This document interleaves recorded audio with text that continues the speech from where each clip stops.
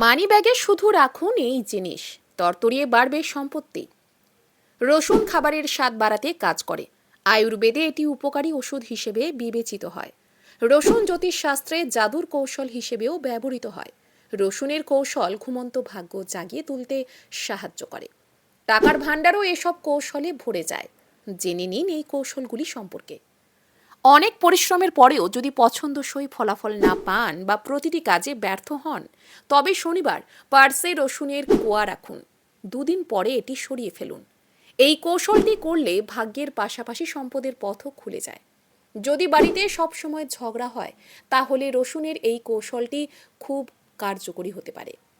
একটি সরু কাঠিতে রসুনের 7টি কোয়া রেখে বাড়ির ছাদে রাখুন।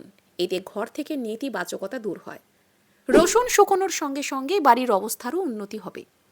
কর্মক্ষেত্রে সাফল্য পেতে অফিস বা ব্যবসার জায়গার গেটে লাল কাপড়ে মোড়ানো রসুনের 5টি কোয়া ঝুলিয়ে দিন।